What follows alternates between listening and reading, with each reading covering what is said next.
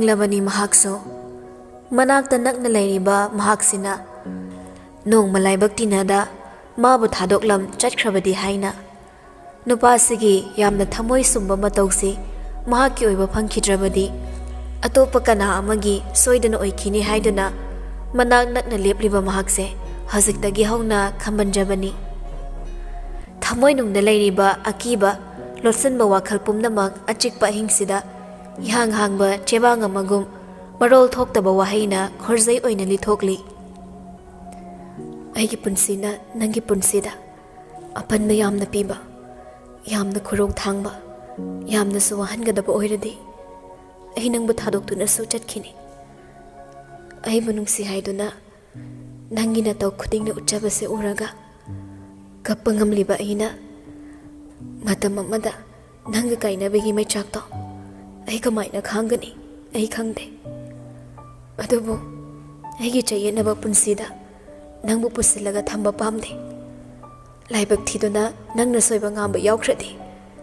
ai yamna oizaba thibi ama takibasu yai nangbu phajilubana aigi iral oihogani malem sidagi nangi saktamna pummutkida usarok aigi famdagi khak nangna mutkibadona hena fai aigi famdagi nangna mangkibade nongma soidana usage fangani adubu nangna taibangsidagi mangkradi aide manglan khakta hingbi ama oihogani manglanda uba nangi saktam budi taibangda mikup amatang uba fangbaduna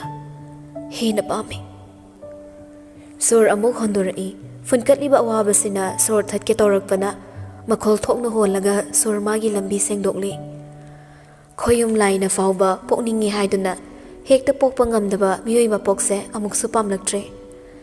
atiya mathakta pokluduna malemgi fazaba khuding kumai khuding yingba thawan misak oininglakpani asikpadu thugairakle mobagi ringtone duna paikhatuna nakongda makhut namana thangatli non khatlaga yinglama mitto chumna amuk yinglaga hairai halaaba hoi halakta ngairi fi hongi tumdurama terrace mathakta phami haima ingdro furit athaba litbra fi inbra indi nangi saktamse atiya mathaksida chongthore aduga aingonda sanoksala'iba sidabo aina kamaina ingdoino nangi minokse kalengi nungsadana orumpiba upal aduga ing lawba ingthamdana lambu sahanba rangmeterni hairaga developna noglai nupisi nokpagi makhol tarakpada nupasisu nupisigi minoglakta chingsinkiduna nokthorakle nanakta asung aise kaurise kaigino nangna hairido khumdabi wa ama hairi ado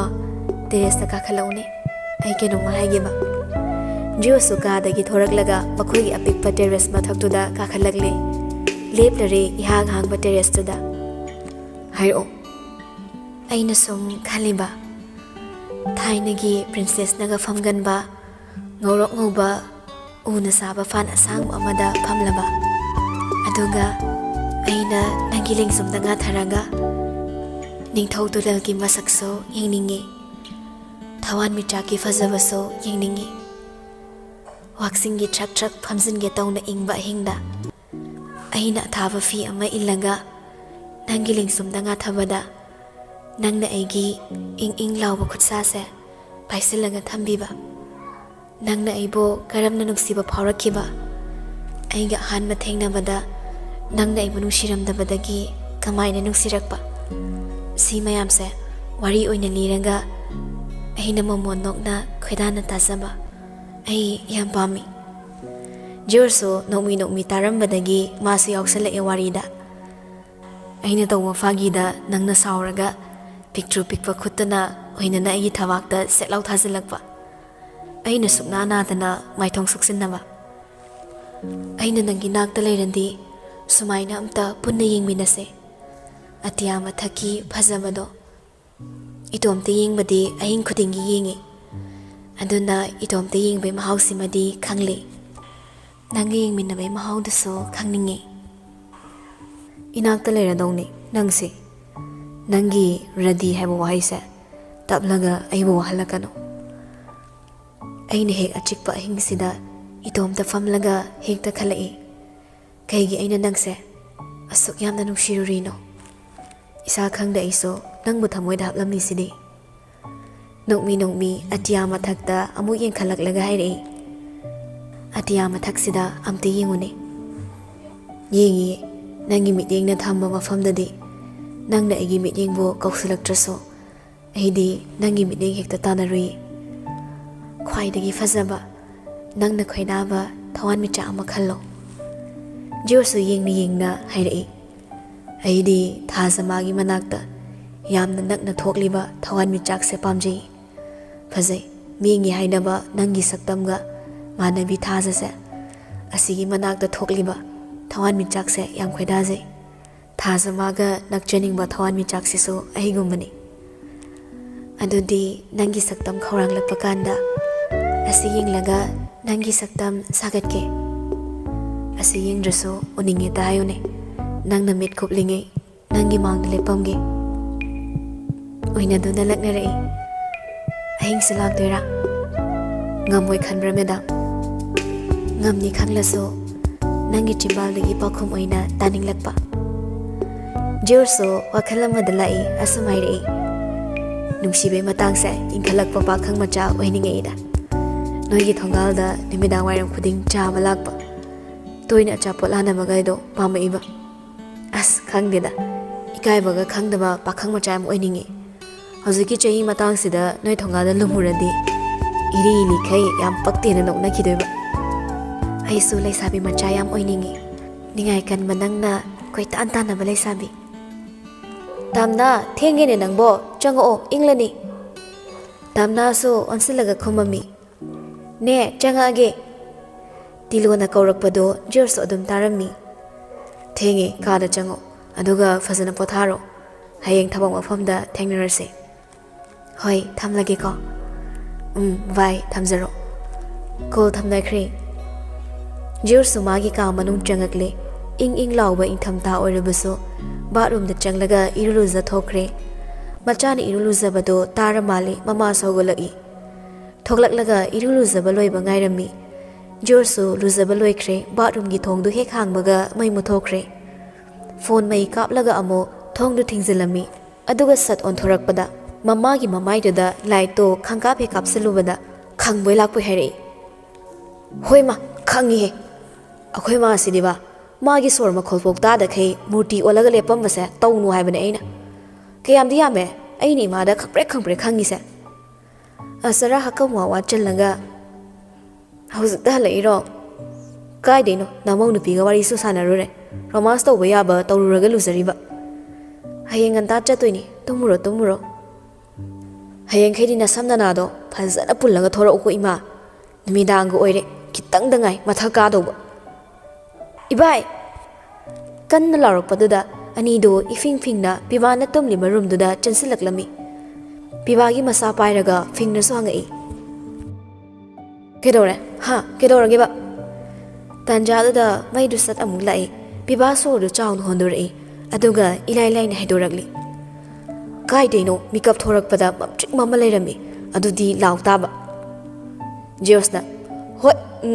chinthirakaniko minnai gi angang sidi hairaga mayang ningduda dik launa kinna suramaga thokre pibaso manangan thektoklaga khangi asarana sonogi macha singsidi haina chairamlaga thokre piba hakamawa challaga amu hitharami kiradi lautaba beragi mama machani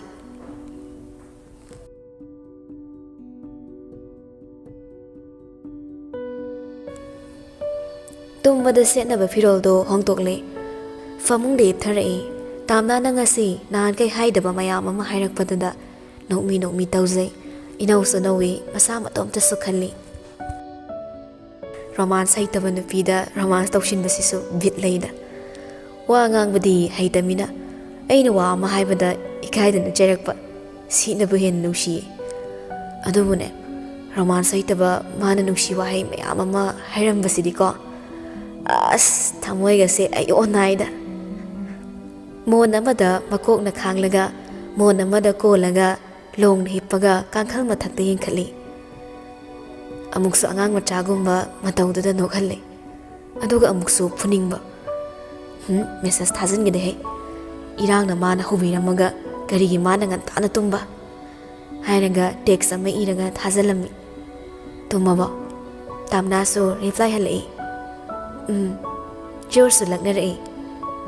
tumna kamai reply halai ba hai bagi halai ni utiga sagem pombaga thongmada mo adu hek hai baga hairo yumda busala dongni chei ani hena changdong male iron pa phau heitri thom chang kitang hairadi hairanida champut pudi haire thuna tamo hai budi chahi me am lei maya kini nang di kuina leradi farak tani ba haying de tamage joso tamna gi serious reply du da noi fare tom thoko haying su thabak chatoi ni na good night night asumna anima pathana khre joso tamna da ngashi gi accident ki thawdok to tamthok lamde ayuk to thoina duk thawmai kat paloiraga lei ising chairinge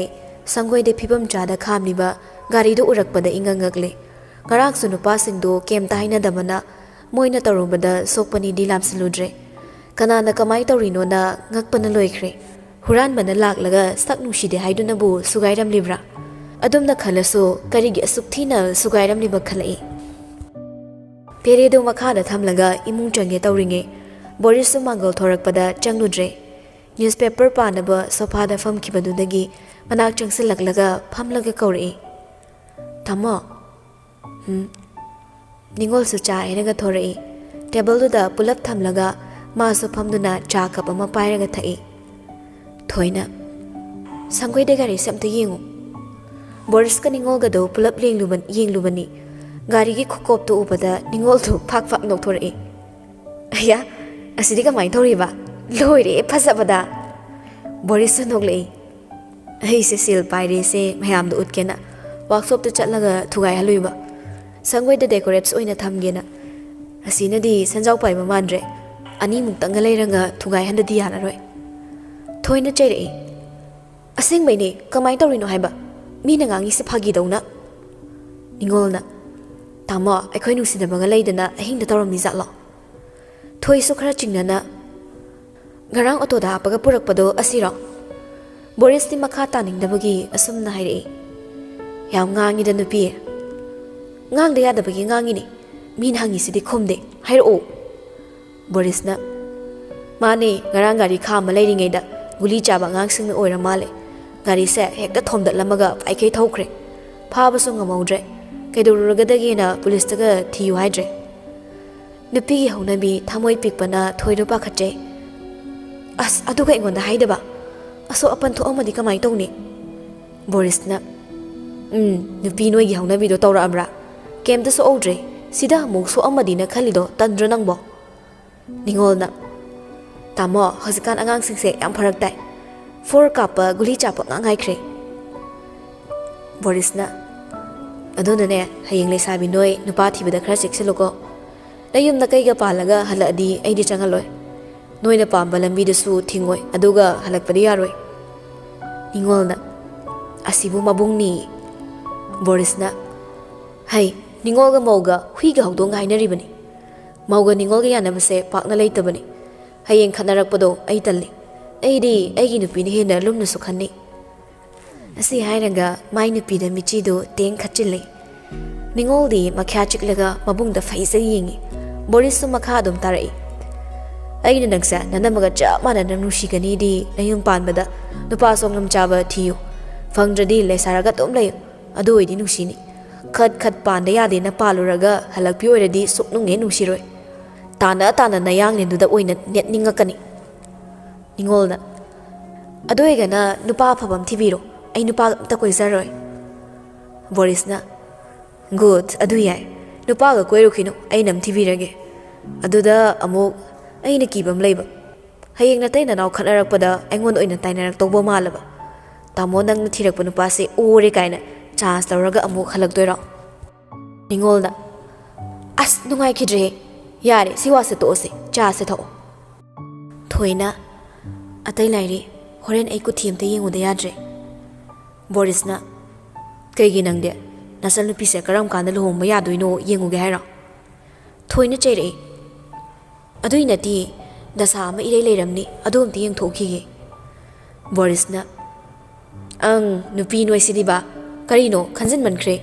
Adui Saruk Chatato Aduga Chawin at home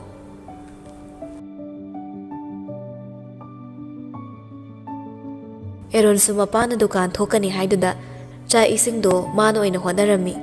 chak hek loibaga thokre aduga mapabu kanna kaurami baba chak thire lao angan basu changlei dining table da famtharaklaga chak chana ba yenglubada machanupagi hawai thongba mahi mayam du urei is ngasi sibu nonga mangkibrane hozikan weather sidabu tambanga manati Nusa musani nonga musa churakani tawbani angan mana ibungo nangi hawai thongba tengkot sida nganu mata halladi ona thoini iroi kidau male he ain haite haidro hairaga poglakpa kanam yawbanati tawgi yawna tawribani nangi se thongba tanbai ibu nangama amada fangi chanade amada fangi thazilli chusinnade kamai tawbano khangde sel talo haisu yade Chahi kuntaru kuntare surak laga sel talu yada banangse aina karine na ui khangbra yare haibira ano jutcha baira roi suning daba thibong law salaba mali nati baba na tali ba sel mayam sipo thamningai leitrikan sida aina mutan siladi kai thamdorige yumgi faklanga sa rang haibagi mahutta listing ani chatpina picture thet padong na thet sairo angan ba chak to kaya chaningdre pamu man bagi hondo ko pam da bai chasilami Arun su chak chakre madi amuktang hukpada yuat pengam da bai fana kuina chak to sairami achagi mo ong khangmana hairi hawbani chaw chaw lemhan badi yaroi ko chaki laire mina sawgada ba thabuk ti tawramno sel tan ba rai banati aduna lemhan ba sukya yaroi hairaga makut masa hamduna angan ba thokre mapa thokkiba do mangak chep khatlaga yengi amuk chak tu da onsilaglaga hairi hawbada loire Nang sara di ay so isirani chaki lairembi nasabu warong nuko ay nang manghan manatiba mayay laikagi naubi hoigi akoy ba man mo okpi duda oy na pizaragi hayraga sat sat loisilaga oksak ta hizinkre kon lukhak sing na phengdok lamlaga tan chabo oy na thorak lami anak pagi hotel hanglam dabagi activa duda sum hotel hangba thirak lami khara sum thorak padagi singzamagi kaithel yorak lami Hotel da gari khamlaga tan chana ba phamgi hek tawbaga laibi so hotel da famlam bu rei laibi ubada mamai leraga hange tawbado kaurei Arun kai lebala ino Arun matomta kai numi na kaurei sana nang mi lai silak laga ba thirak pane leramdre nang tan charami ro laibi na hoi nungai bana tro ai su yum da leire Arun di khangzada adum chamthok na ngai o yumgi mina ba yawbra laibi tamna ai divorce story ingangak na kege kamaina sum mo chanarak tabai phare adudi ai su hankrage hairam laga khara fing na thorai paka samthanaba tanbai gari mamai leiraga atoba mafam dai tan charami chabal weraga mayum dan jilakle halakpaga famungda longna taraga wakhan khan bawri aina maram oiraga kaina rizalo nipaduna chelubani kaina pamak rizala sigi maram ga oiramadi as sathi de nungai de he hairaga nangoroi matagum just call torak lami wari linaba thabak chalaba kailerage laibi do divorce story hai thengnarami amuk chen sairo handak ti hobirano asnatimi Maido, Mainu pana chilubini kaina tanthur isalaba. As kona sana se, ay thabak chili. Hairaga kakthakre, Arun so machin banchik laga. Kukakti, mi singsa thabak tawna kibadai yam asinadre. Ay so mega company amada yauksin laga, coat su tay tawraga, pot yun machat laga, officer sani se. Office manung da sumphamlam mani winter go oibaga. Makhong yantharaga fambado kuina famba ngamlamde makhong pullap thangatlaga chakriduda fammi room meter dusu yadra haiduna semnaba mi thakibani madusu laktri Tabak si komagana adum komba chillagana khuchin na chinba. Asidi tabak amata leiramde sum phamlaga phone yingduna leiringe Kumar changlei. Mana sidok lamba fen da amu yengkhalaga hairi. Aina mihul suda ke samlamba mayamse free de hek mangida. Ayakti winter niga kaw khai sillubani. Isa wana ba thabak ni aina tawruriba. Chakri amada famthari. Bema pabungcha kai lenage. ZM lakhrabra. Hoi lakhibani. Editor yai mana handagari anauba ama launch tawbase. Mangonda invite pirak tabagi khara waroba maline. Tamna so khara sauna. Pabungcha kaigino nachana pamdaba family dugi maramda. Pabungcha na sum pusin birise. Moi family ningsinglakpada ai thodok to adum ningsingi. Asuk usittaba moi gi matawda. Ningsingba khuding ai moi gi family bu lemna thaba pamde. Case tawraga fugai 100 do marai bu pharabani manaw nupa do. Kumar su haina semdori. Huini adu makni aina harambadasu. Adu bu ibema mukpada henjilakadaba Denmark ni. Napi nangna pamukti mu unuko. Tamna su Kumar gi wahaiduda kitang sounding lei. Pabungcha mana mukpada henjilakadaba mi ama oiragana ai su henjilakpa yade haiba khangan mataredana. Aigi di pabungcha su leirisidi. Haige yauna haireklibani Kumar su asum nairei. Hoi hoi ai su nangsi natu nama sokpa yaba natte.